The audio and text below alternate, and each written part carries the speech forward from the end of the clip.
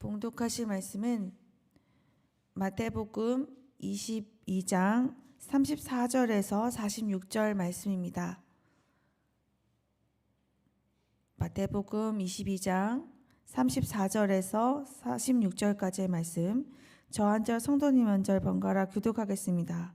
제가 먼저 34절 읽겠습니다. 예수께서 사두개인들로 대답할 수 없게 하셨다 함을 바리새인들이 듣고 모였는데 그 중에 한 율법사가 예수를 시험하여 묻되 선생님, 율법 중에서 어느 계명이 크니이까? 예수께서 이르시되 내 마음을 다하고 목숨을 다하고 뜻을 다하여 주 너의 하나님을 사랑하라 하셨으니 이것이 크고 첫째 되는 계명이요 둘째도 그와 같으니 내 이웃을 내 자신같이 사랑하라 하셨으니 이 두 계명이 온 율법과 선지자의 강령이니라. 바리새인들이 모였을 때 예수께서 그들에게 물으시되 너희는 그리스도에 대하여 어떻게 생각하느냐? 누구의 자손이냐? 대답하되 다윗의 자손이니이다. 이르시되 그러면 다윗이 성령에 감동되어 어찌 그리스도를 주라 칭하여 말하되 주께서 내 주께 이르시되 내가 내 원수를 내 발 아래에 둘 때까지 내 우편에 앉아 있으라 하셨도다 하였느냐? 다윗이 그리스도를 주라 칭하였은즉 어찌 그의 자손이 되겠느냐 하시니 한마디도 능히 대답하는 자가 없고 그날부터 감히 그에게 묻는 자도 없더라. 아멘. 예수님께서 사두개인들의 이 말문을 막아버리셨다는 소문을 바리새인들이 듣게 되었습니다. 그래서 바리새인들은 한 자리에 모였어요. 자신들 가운데 율법 교사를 세워서 그로 예수를 시험하기로 합니다. 율법 교사가 예수님께 묻습니다. 선생님, 율법 중에서 어느 계명이 큽니까? 이들이 이렇게 질문한 이유는 자신들이 분류해 놓은 이 율법이 좀 복잡했기 때문입니다. 이들은 총 613조의 계명을 분해해서 그중 248개는 적극적인 계명, 나머지 365개는 금지 계명으로 나누었어요. 좀 보다 중요하고 무거운 정도에 따라 등급도 매겼다고 합니다. 자신들이 생각하기에 이 질문이 예수님께서 대답하시기에 가장 어려운 대답이라고 생각했어요. 예수님께서 이 질문에 대답하십니다. 예수께서 이르시되 내 마음을 다하고 목숨을 다하고 뜻을 다하여 주 너의 하나님을 사랑하라 하셨으니 이것이 크고 첫째 되는 계명이요. 제일 크고 첫째 되는 계명으로 마음과 목숨과 뜻을 다하여서 하나님을 사랑하라고 말씀해 주셨어요. 예수님께서 말씀하신 이 마음과 목숨과 뜻은 우리 안에 어떤 영역을 말하는 것일까요? 마음과 정신과 뜻을 말해요. 내 안에 나를 이루고 있는 모든 것을 말하죠. 그렇다면 다한다라는 것은 무슨 말일까요? 이 원어에서는 모든이라는 것으로 표현했어요. 모든 마음, 모든 정신, 모든 뜻으로 사랑하라고 말씀하십니다. 여러 군데를 이렇게 마음을 나누어 두고 있던 것 중에 하나님이 한 분은 아니라는 것이죠. 전적으로 반응하는 것을 말해요. 지금 예수님께서는 이 하나님을 사랑하는 태도에 대해서 말씀하고 계십니다. 결국 우리가 누군가를 사랑한다는 것은 그 대상을 향한 태도라고 보아도 이 무리가 없을 것 같습니다. 그렇다면 어떤 태도로 어떻게 얼마만큼 반응할까요? 이 내 안의 모든 존재가 이 정도를 다하여서 하나님께 반응하는 것입니다. 그 모습이 어떤 모습일까요? 오늘 예수님께서 이 말씀하신 본문은 이 신명기 말씀을 인용하신 거예요. 신명기에서 모세는 하나님께서 이스라엘 백성들에게 알려주셨던 명령과 규례 법도를 소개한 후에 신명기 6장 1절 2절에서 이렇게 설명했습니다. 세 번역을 읽어드릴게요. 이것은 주 당신들의 하나님이 당신들에게 가르치라고 나에게 명하신 명령과 규례와 법도입니다. 당신들은 건너가서 차지할 땅에서 이것을 지키십시오. 당신들이 주 당신들의 하나님을 경외하며 내가 당신들에게 명한 모든 주님의 규례와 법도를 잘 지키면 당신들과 당신들 자손이 오래오래 잘 살 것입니다. 2절에서 이렇게 말하죠. 당신의 하나님을 경외하고 하나님께서 말씀하신 규례와 법도를 잘 지키면 이 경외한다는 것은 두려워하는 것을 말해요. 이것이 우리가 높으신 하나님께 반응하는 태도입니다. 하나님을 사랑하는 방법이 경외인 것이죠. 그런 전 존재의 태도가 우리의 삶 가운데서는 주의 말씀을 지키고 이 순종하는 것으로 나온다는 거예요. 말씀에 반응하고 말씀에 순종하는 우리의 삶으로 나타나요. 모세는 이어서 4절에서 9절 이렇게 말합니다. 이스라엘아 들으라. 우리 하나님 여호와는 오직 유일한 여호와이시니 너는 마음을 다하고 뜻을 다하고 힘을 다하여 내 하나님 여호와를 사랑하라. 이 한 분이신 여호와 앞에 모든 것으로 하나로 이 전적으로 반응하여서 그분을 사랑하라고 말하고 있어요. 경외하며 그 말씀에 순종하라고 말하고 있습니다. 예수님께서는 바리새인들에게 이어서 둘째 계명도 말씀해 주셨어요. 39절과 40절입니다. 둘째도 그와 같으니 내 이웃을 내 자신같이 사랑하라 하셨으니 이 두 계명이 온 율법과 선지자의 강령이니라. 이 말씀은 레위기 19장 18절을 인용하신 것입니다. 원수를 갚지 말며 동포를 원망하지 말며 내 이웃 사랑하기를 내 자신과 같이 사랑하라. 나는 여호와이니라. 이 말씀을 하시는 것은 어떠한 뭉치의 말씀 중에 하나를 저희가 이제 보게 된 것인데요. 그 말씀들을 열어가는 구절이 이 레위기 19장 1절에서 2절에 있어요. 그런데 이 신명기 6장 4절의 형태와 조금 비슷하게 느껴집니다. 1절 2절 읽어드릴게요. 여호와께서 모세에게 말씀하여 이르시되 너는 이스라엘 자손의 온 회중에게 말하여 이르라. 너희는 거룩하라. 이는 나 여호와 너의 하나님이 거룩함이니라. 신명기에서도 그랬고 이 레위기에서도 서두에 하나님께서 이러이러하신 분이다라는 선포가 있어요. 이 레위기에서는 우리의 하나님이 거룩하시기 때문에 그의 백성이 그렇게 살아야 한다는 말씀을 하시는 것이죠. 2절 이후에 이어지는 9절은 이런 내용들이 있습니다. 부모를 공경하는 것에 대해서, 또 우상 숭배를 금하는 것, 그리고 제사시 위상, 이웃 사랑에 관한 것들이 나와요. 항목의 배치가 이렇게 섞여서 나열되어 있는 것을 볼 수 있죠.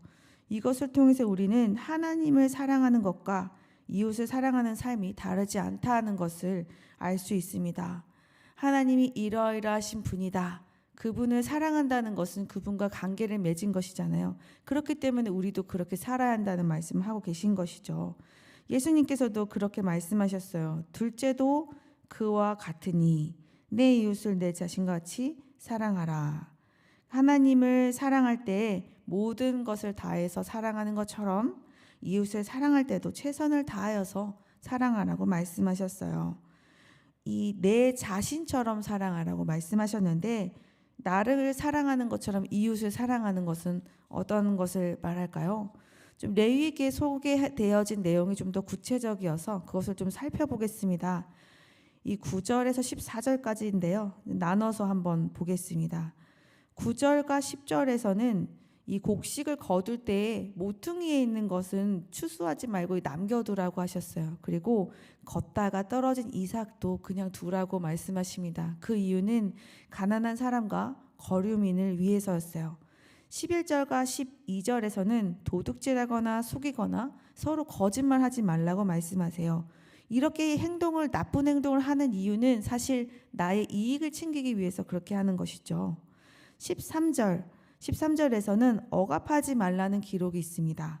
이 품꾼의 삭을 당장에 주어야 되는데 이 다음 날이 넘어갈 때까지 가지고 있지 말라고 말씀하십니다. 14절은요. 귀먹은 자를 저주하지 말고 맹인 앞에 장애물을 놓지 말고 내 하나님을 경외하라. 나는 여호와이니라 라고 말씀하세요. 15절에서는 공정하게 살아갈 것에 대해서 말씀하시는데 가난하다고 편들지 말고 세력이 있다고 두둔하지 말라고 말씀하십니다. 16절, 17절까지 있네요.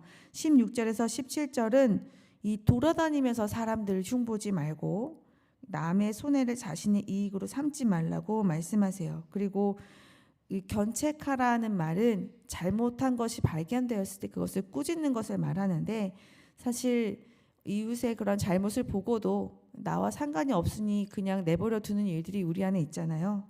어떻게 보면 이 사랑을 가지고 있어야 이런 것도 하게 되는 것 같습니다. 이 내용들을 좀 살펴보니까 이웃을 사랑하는 것을 방해하는 것이 보여요. 그것은 이 내 자신의 이익에 눈이 멀었을 때 그런 일들이 일어나는 것 같아요. 이익을 위해서는 거짓말도 하고 속이기도 하고 불의함으로 대하기도 하고 또 억압하기도 합니다. 이 가난하고 힘이 없는 자들이 나에게 도움을 주지 않는다고 생각하기 때문에, 나에게 이익이 없다고 생각하기 때문에 그들을 향한 긍휼도 나오지 않는 것입니다. 그러나 특히 하나님께서 14절에서 이렇게 표현하셨죠. 너는 귀먹은 자를 저주하지 말며 맹인 앞에 장애물을 놓지 말고 내 하나님을 경외하라. 나는 여호와이니라. 우리가 이웃을 향하여 사랑을 베풀고 선행을 하는 것이 하나님을 경외하는 것과 같다는 말씀을 하고 있습니다. 이러한 삶을 살아내는 것이, 이웃을 사랑하는 삶을 살아내는 것이 하나님을 사랑하는 모습과 같다고 말씀하시는 것이죠. 하나님께서 거룩하신 분이기 때문에 우리가 이웃을 사랑하면서 살지만, 이 말씀에 근거하여 이웃을 사랑하는 삶을 살다 보면 이 하나님을, 거룩하신 하나님을 알아가는 길도 우리에게 있다라고 우리가 생각해 볼 수 있겠습니다.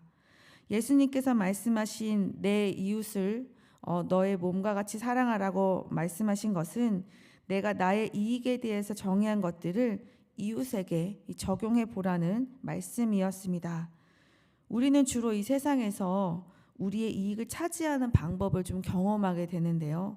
내가 목소리를 좀 더 내야 나의 상황을 상대방이 보아주기도 하고, 좀 내가 쉬운 사람이 아니다라는 것을 또 보여줘야 내가 받아야 할 이익을 좀 받게 되는 세상에서 우리가 살고 있는 것 같습니다. 그래서 나의 이익에 유익이 가지 않는 것에는 내 마음이 가지 않고, 이 세상에 나에게 가르쳐준 이 마음의 상처가 또 우리의 신념이 되기도 하죠. 그러나 내 하나님을 경외하라. 나는 여호와이니라. 이렇게 말씀하신 우리 하나님께서 그렇게 사는 것이 아니라 내가 말한 대로 사는 것이 하나님을 경외하는 삶이다 라고 말씀하고 계십니다. 이 천국의 법칙으로 이웃을 사랑하는 것을 방해하는 이 이익에 대한 세상적인 생각이 나에게 있다면, 이 시간 이후로부터는 하나님께서 원하시는 관점으로 우리의 생각을 바꾸어 내 이웃을 나 자신처럼 사랑하는 우리가 되었으면 좋겠습니다. 예수님께서 이렇게 바리새인에게 대답하신 후에 이들에게 되려 물으십니다. 너희는 그리스도에 대해서 어떻게 생각하느냐? 누구의 자손이냐? 바리새인은 다윗의 자손이라고 대답해요. 예수님께서는 시편의 글을 인용하여서 다시 물으십니다. 다윗은 이 그리스도를 주라고 했는데 어찌 그리스도가 다윗의 자손이 될 수 있겠느냐? 그러자 이 바리새인들은 대답을 할 수가 없었어요. 그리고 이후로 예수님께로 와서 논쟁을 벌이거나 묻는 자가 없었습니다. 마태복음 22장에서는 바리새인과 사두개인들이 예수님께로 와서 논쟁을 벌이는 일들이 일어납니다. 율법주의지만 율법 안에 담겨져 있는 참된 의미를 깨닫지 못하고 심지어 왜곡하게까지 하고, 이 율법 예식을 따른다고는 하지만 오히려 외식과 오만함으로 가득 찬 바리새인, 그리고 부활이 없다고 하면서 오히려 살아계신 하나님을 이 죽은 자의 하나님으로 만들어버리기까지 하고, 제사장으로 이루어져 있는 집단이면서도 하나님의 뜻을 세상의 기준으로 해석하여서 오히려 거룩하지 않고 세속적이었던 사두개인, 이 두 무리가 오랜 세월 동안 지켜온 신념이 있었어요. 그런데 그 결과는 이렇게 성경에 대해서 무지하고 헛된 모습으로 비춰지게 되었습니다. 그 이유가 어디에 있습니까? 그들에게 그리스도가 없었기 때문입니다. 선지자의 예언과 모든 글의 정황상 예수 그리스도가 다윗의 자손으로 오시는 것은 틀린 대답이 아닙니다. 그러나 예수는 우리의 주가 되시는 그리스도시며 살아계신 하나님의 아들이심을 알지 못했기 때문에 그것을 믿지 않았기 때문에 그렇게 노력하고 애썼음에도 불구하고 자신들이 원하는 그 경지에 이르지 못했던 것입니다. 오직 예수 그리스도만이 우리의 생명이 되시고 우리의 소망이 되시고 구원자가 되십니다. 우리는 예수님 앞에 이 믿음의 고백으로 또 그의 자녀로 살아가면서 하나님을 사랑하고 또 그와 같은 모습으로 내 이웃을 내 자신과 같이 사랑하는 우리가 되기를 진심으로 소망합니다. 함께 기도하시겠습니다. 사랑이 많으신 하나님, 은혜 주심을 감사합니다. 하나님께서 어떤 분이신지 이 주님을 사랑하면서 또 이웃을 사랑하면서 더 알기를 원합니다. 잘 알지 못해도 우리에게 주신 사랑의 방법을 실천하며 살기로 우리가 하였사오니 삶 가운데서 하나님을 더 보여주시고 우리에게 주를 나타내 주시옵소서. 예수님을 더 깊이 묵상하기를 원합니다. 나의 구원자 되신 그리스도를 소망하며 사는 오늘 하루가 될 수 있도록 하나님 함께 동행하여 주시옵소서. 감사드리며 예수님의 이름으로 기도드렸습니다. 아멘. 두 가지 기도 제목으로 기도하신 후에 개인 기도로 나아가겠습니다. 하나님을 사랑하고 이웃을 사랑하는 삶을 살게 하소서. 말씀의 본체이신 그리스도를 바르게 이해하고 바른 신앙을 갖게 하소서. 함께 기도하시겠습니다.